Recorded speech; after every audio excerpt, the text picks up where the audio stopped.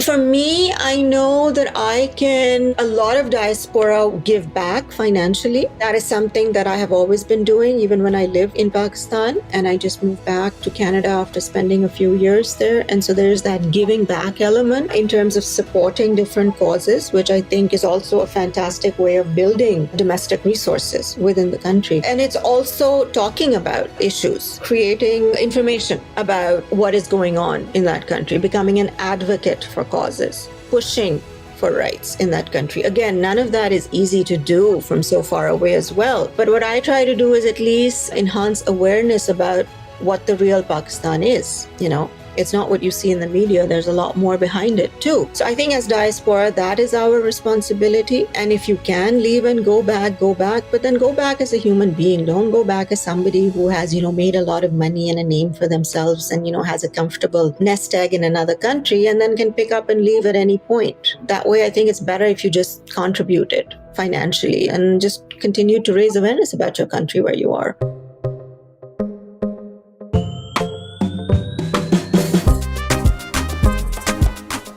I'm your host, Soraya Sinozie, and this is Diaspora and Development, where we give voice to people of the diaspora working in international development.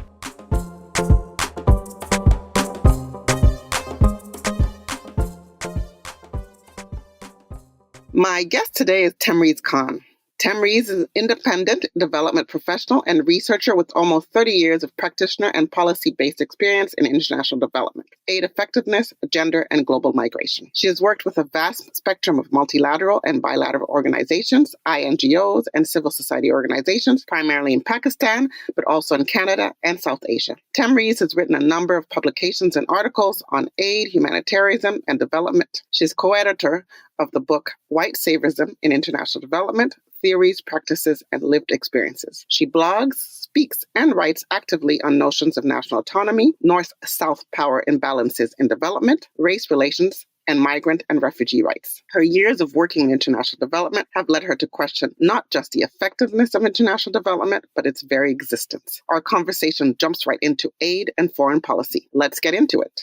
Last year, you wrote an article about how aid can no longer be dictated by foreign policy. This wasn't always the case. Under the Harper government in Canada, I remember when the Canadian International Development Agency was shuttered and there was no longer a pretense to separate aid from foreign policy. Can you explain why aid needs to be separate and provide any examples of why this could work well? So foreign aid is, and always has been, since the end of World War II, a very vital component of foreign policy because it was the way a lot of post-war economies were able to get back on their feet or had the opportunity to do that because of post-war rebuilding. So there was a lot of post-war rebuilding in Europe. That was the primary focus. And then there was the end of colonial rule in many parts of the world. So South Asia, for instance, India and Pakistan gained freedom in 1947, which was soon after World War II. But we were highly dependent on the Americans and the British to support then our journey further. Not necessarily political, but definitely economic. And that was a vital part of the foreign policy of the United States and the UK, basically to sort of quote unquote help its post-colonial nations to, get back onto their feet after hundreds of years of ruling them and controlling them. So there was the irony that was right there, that foreign aid wasn't an independent tool. It was attached to this very, very long history of control. And that, as much as you say that foreign aid is independent, a lot of government departments in Canada as well, foreign aid comes under the departments of international affairs. So global affairs, Canada, for instance, that which was CEDA, international development, and foreign affairs are part of the same department and have been for many years. And you say that you see the same in the UK and some other countries. And so that influence of countries wanting relationships with certain other countries because it benefits them, because that's what foreign policy is all about, is also what dictates aid. So if you want better relations, and we saw this in Pakistan during 9/11, after 9/11, the whole Afghanistan issue and the Taliban issue, when that came up, USAID, then DFID, poured millions and millions and millions of dollars into Pakistan on the pretext of fighting terrorism. and counterterrorism. And that was a foreign policy that they had instituted because, they needed to counter the effects of the Taliban. And that connection was indelible. The money only came in for that reason. It didn't come in because, girls' education was vitally important for any country to begin with. So, you have those connections that have been going to foreign policy in foreign aid since its inception. And I don't think you can divorce that. But that's where we have to start. Everybody says foreign aid is altruistic. No, it's not altruistic. It's connected to a political agenda of a country that's giving it, as well as the political agenda of the country that's receiving it. We don't receive aid in our countries only because people are throwing money at us. We also accept it because we want the leverage of being connected to powerful countries that may help us politically later on. Of course, it damages us more than it does help us, but we have an agenda too, and it's all foreign policy related. And so when we're looking at foreign aid, you see no avenue where there are benefits for the people of the country who are in need of this aid?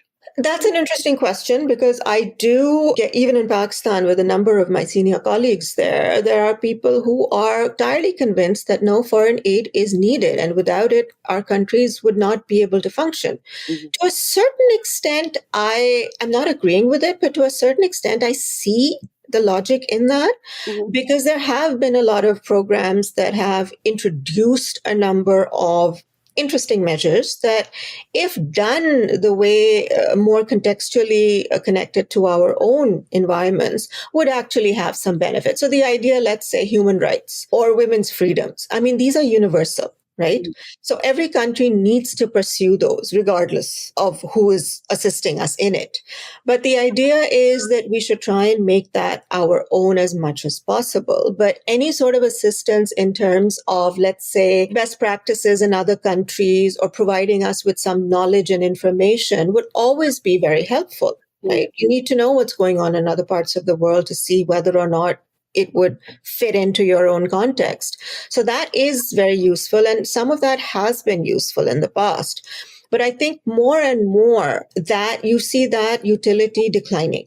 You see a lot of it going into very, very projectized approaches that are very short-term fixes and have no accountability at the end of the day. So I think that's, we're talking about, utility versus the need. Right. And one thing I'd like to say that we always need to make a distinction between what we're calling development aid and humanitarian aid. Yeah.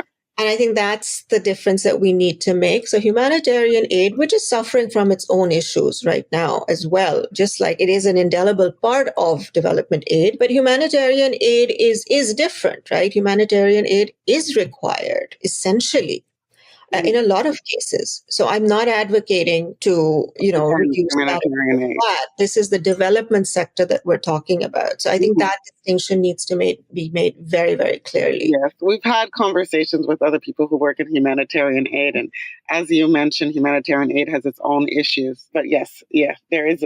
In the book you edited, White Saviorism in International Development, you wrote a chapter on the matriarchy complex. White feminist disruption and development. Can you tell me why you chose to write about this? And can you explain what matriarchy complex is and why it's harmful to international development? So the matriarchy complex is a pun on patriarchy, right? So we talk about patriarchy all the time, but there is something called matriarchy as well, right? So we know what matriarchs are, female heads of households and, powerful women. But I sort of used that as a pun to say that it's not just men, and in our particular context, white men who come in and, tell us how to do development. It's also white women who do that. And so it's not only about patriarchy in certain cases, it's about matriarchy. Women are as responsible for a lot of what the sector is perpetuating as much as their male counterparts are. And I think this is something because we're so sensitive towards the issue of gender and women being marginalized and subjugated and dominated that we don't actually realize that, a lot of women do have, they're as much part of this system as men are, right? And white women in particular. So my work, Pakistan, a lot of it has been spent working with a lot of foreign consultants, white female consultants, aid workers, expats who have come from the global north to Pakistan to work work. And I was, linked to them professionally in many ways. A lot of them, I have to say, are still my friends, particularly people who lived in Pakistan for many years. But there is this denial that we do not see some of the harm that they perpetuate, because they look down on us and they patronize us in exactly the same way as their male counterparts do. And in many cases, a lot of cases, that's worse, right? For it coming for a woman, especially if you're working in the sector that's looking at gender, right? Mm-hmm. You've got, these white women coming in, their heads covered with a chadar and wearing a shalwar kameez and thinking they're blending in, and coming into girls' schools and talking to them. And we've seen pictures of women surrounded by Black African children and, in South Asia. And it's not how it seems to be. And a lot of these women don't realize the harm that they're perpetuating. Mm-hmm. The chapter also looks at the fact that it's not just white women, it's women who come from the global north in general, right? Mm-hmm. So you've got a lot of racialized women who have been born and brought up in the global north. And as far as they're concerned, they're global north. And even they come into our context and behave in exactly the same way, because it's a mindset, right? They represent this really rich white donor, mm-hmm. and they represent this rich white country. So it's not their race that's the problem. It's the mindset of power that they're bringing with them. And so that's something that I spoke to a lot of women in this sector about their experiences. And many of them said the same thing. A lot of them said, well, Latin American women treat us worse in Pakistan than, let's say, women who come from an African background, mm-hmm. or vice versa, right? Or switch it. So, the idea of women in development, Western women in particular, mm-hmm. is something that we don't look at. We ignore that because of our tendency to forgive anything that's gender related because of the power dynamics and the patriarchy. But that's not the case. It's an interesting concept, because, as you know, this is called diaspora and development. And the idea is that women of the diaspora perhaps have a different approach to development. But it's an interesting proposal, because a lot of us are living in the Western world and going to do development in other countries, and sometimes even our parents' countries. So it's an interesting conversation. And I think that also leads to disenchantment for some people, because they do think they're going to make things better and then realize that either sometimes they're not equipped or they have preconceived ideas because they come from the Western world. That's an interesting... Absolutely. No, that's very true. We always assume that if we go back to our home country, we'll be received willingly because, we are also, Kenyan or Pakistani. I mean, I faced that in Pakistan. Once you live and imbibe the identity of a foreign country and you come back, everybody's like, well, why are you back? You left the country. And you think you understand. There are many situations where you realize that you don't understand, particularly if you're urban and then you go to a rural part of your country. There's a lot of, it's a very interesting conversation. It is. Definitely is. In your opinion, does international development just not work? Are there any examples of success stories? So like I said earlier, I personally look at it I have begun to look at it pretty much as black and white, as in either it works or it doesn't. And I think it doesn't. It wasn't the case earlier in my career. There, I think it was the other extreme that says it works, right? And then realizing the gaps in it, you start looking at it more closely. And there was a point in between where I was considering leaving, but I didn't. I stuck on, where I'm like, well, maybe it could work. Right. And then I veer towards, no, it doesn't work. And the reason I say that is because I think when you're talking about what a lot of people are calling systems change, it's not about changing systems. It's about actually completely eradicating those systems and starting from scratch. And starting from scratch doesn't mean, which a lot of people interpret as building on the same foundations, but building something new, for instance. It's actually building something entirely different, right? So if we scrap foreign aid, which is what I'm in favor of, and again, not humanitarian, only development aid, there are many, you don't have to replace it with a new form of aid. You can replace it with a number of existing systems that you can work on making better. There are resources, for instance, like taxation in countries, better resource mobilization, looking at diaspora giving, for instance, looking at how charity works in other countries, right? So we're not looking at creating another foreign aid institution. We're looking at how countries can leverage existing resources to their benefit without anybody else coming in and giving them money on their terms. Mm-hmm.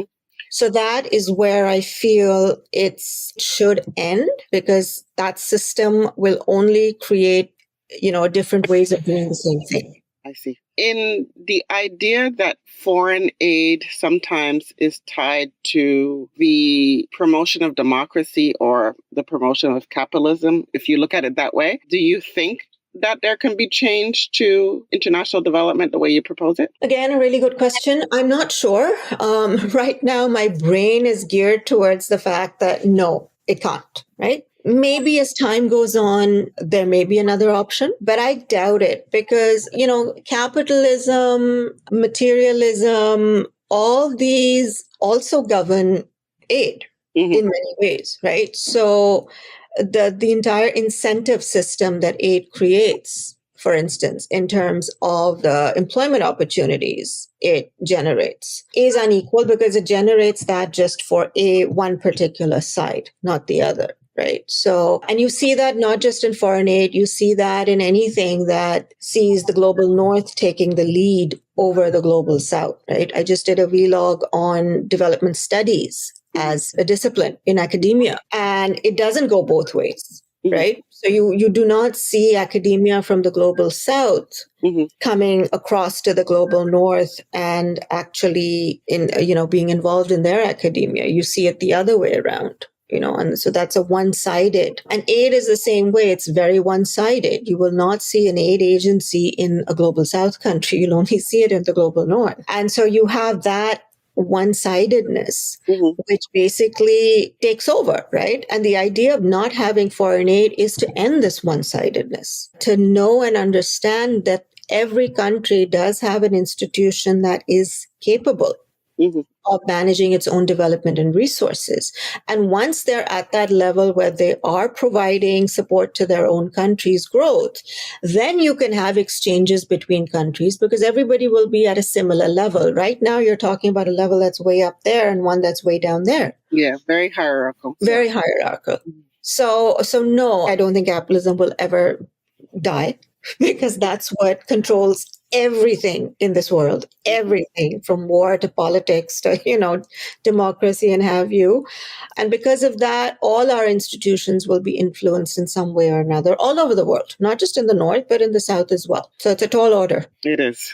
You also look at migration, climate change, wars, and economic disparity. And these things continue to drive immigration. However, despite international treaties, countries around the world are becoming increasingly hostile to immigrants. Why do you think that is? So I think migration is, again, something connected directly to capitalism, right? We need migrants because, we don't have, take Canada, for example. We're a country, they say, that was built by migrants. And we need immigrants because we don't have enough people in the country. So there is an economic value attached to it. It's not just a head count or a demographic number. It's about the fact that we need more people to contribute to the economy financially. And I've always seen migration in the global north as being marketed in that way. So, we need country because migrants and refugees even are good for business. That's the case that's always put forward. And people who migrate also do this for financial reasons in almost all cases. Yes, a better life is there socially and politically and in terms of,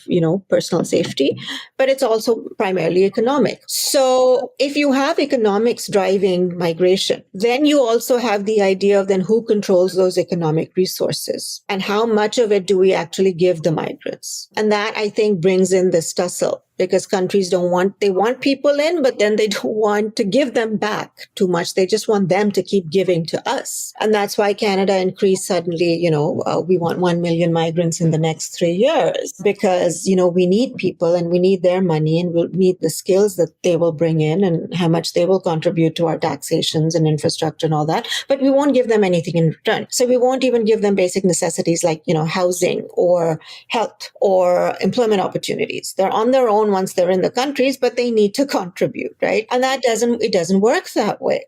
And so now we're seeing this clawback of, no, now we don't want migrants because, they're messing up our societies and economies, and they're bringing in crime, and they're bringing in et cetera, et cetera.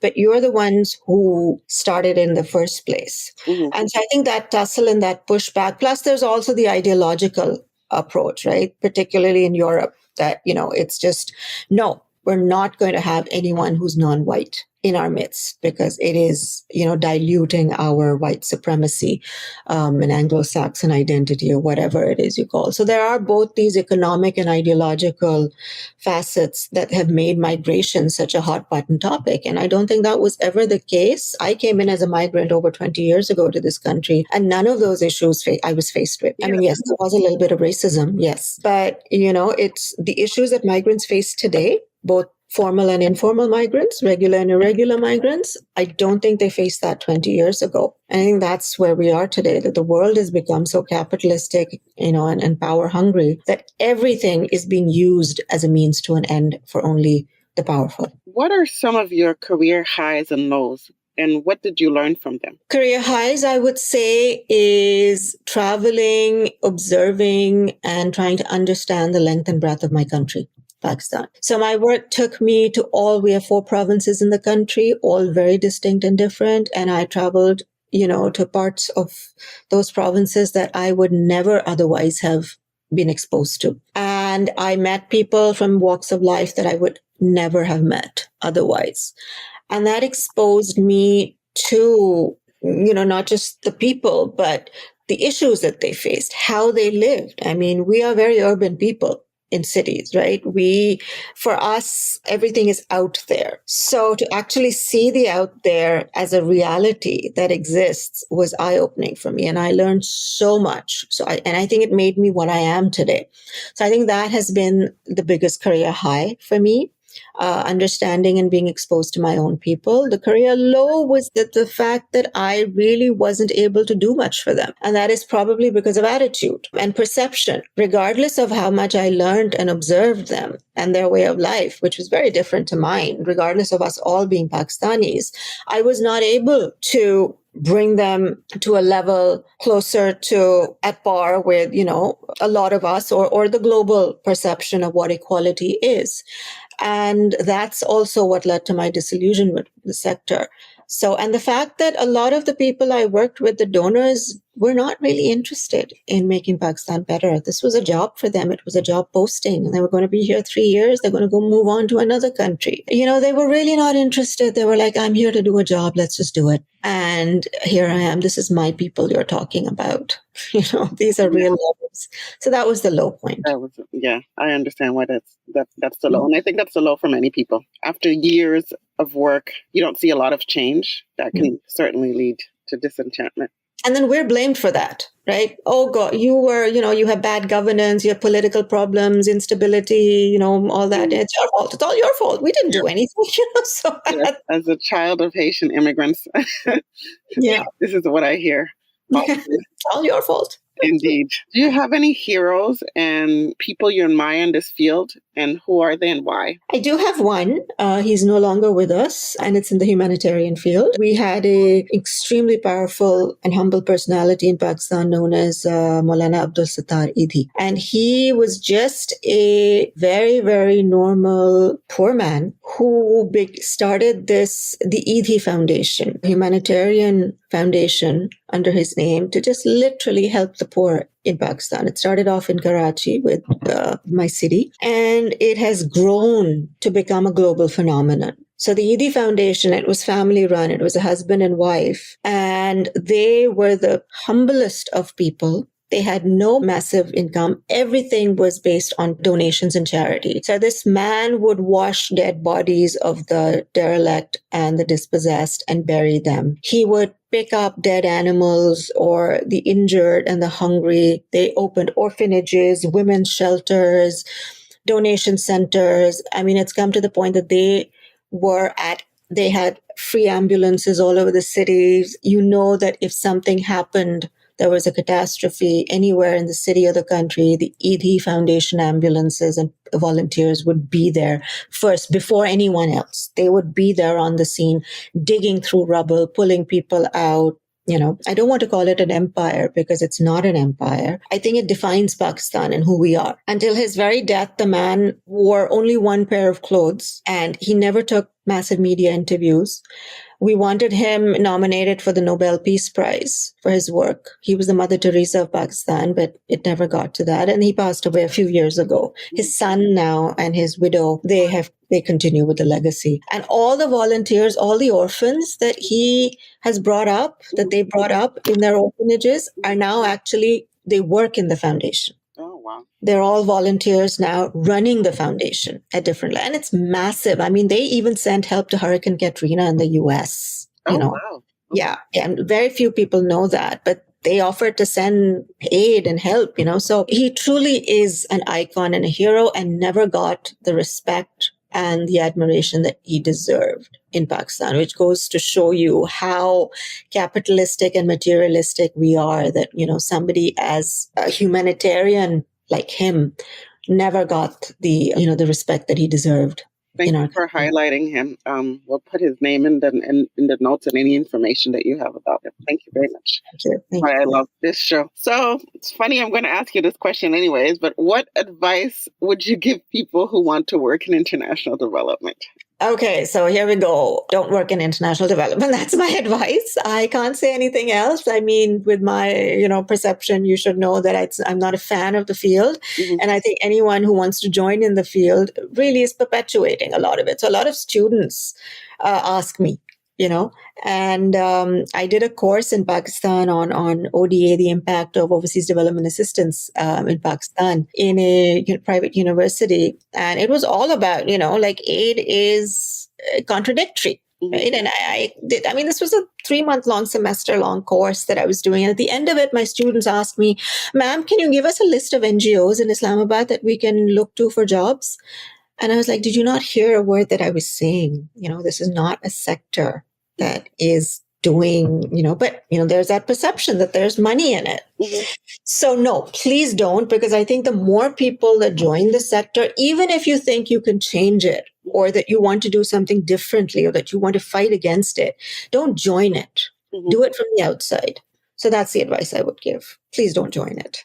Don't join it. Do it from the outside. But if you want to make a change in your country's development, what would you say? I know that's a rough one because a lot of our countries don't provide the opportunities that we, particularly the youth, are looking for, right? That's why a lot of youth are leaving. They're coming this side because our countries are not giving them those opportunities or the future that they deserve. Mm-hmm. A lot of them, most of them can't leave because they don't have the resources to do it, which is another myth of migration that, everybody's going to leave. But no, everybody can't leave. Only mm-hmm. people like I can leave. It's a privilege to be able to leave. Talk about that. There are people, there are refugees, even refugees who are leaving. One of the things I realize that in some countries, the poorest of the poor cannot leave. They don't leave. Mm-hmm. They can't. Mm-hmm. They can't. Even this whole myth of climate migration, I think it's a myth. And you must read the work of Dr. Hein de Haas, who's written a book on this. He's a migration scholar from the Netherlands.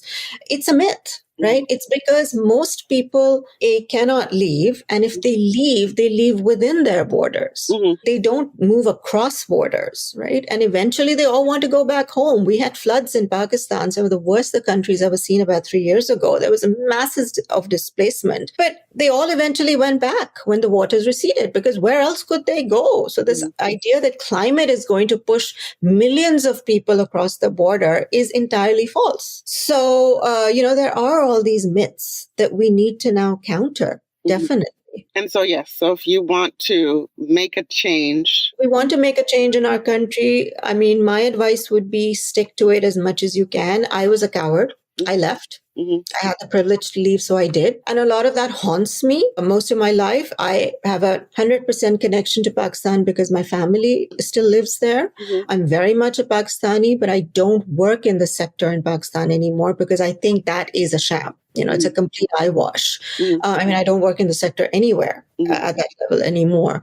But there are a lot of people who want to make a change at the grassroots in particular. And the only way they can do that is try and ride it out and fight it out. And it's not easy because the resistance they are getting is enormous, and a lot is dangerous as well. But the only way you can make change in your country is that you've got to let this resistance to the existing system build.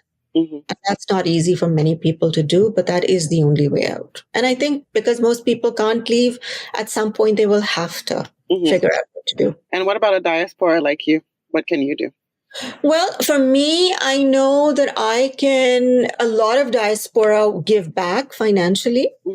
That is something that I have always been doing, even when I live in Pakistan. And I just moved back to Canada after spending a few years there. And so there's that giving back element in terms of supporting different causes, which I think is also a fantastic way of building domestic resources, right, within the country. And it's also talking about issues from afar, right? Creating information about what is going on in that country, becoming an advocate for causes, pushing for rights in that country. Again, none of that is easy to do from so far away as well. But what I try to do is at least enhance awareness about what the real Pakistan is.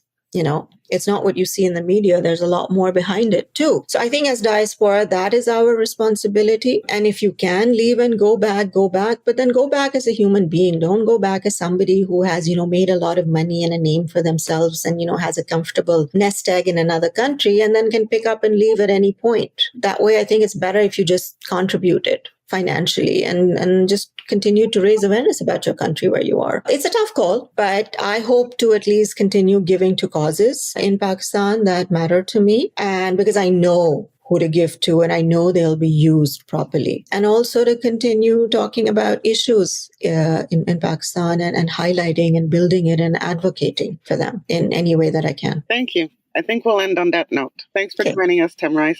Not at all, Soraya. Thank you so much for having me. Thank you.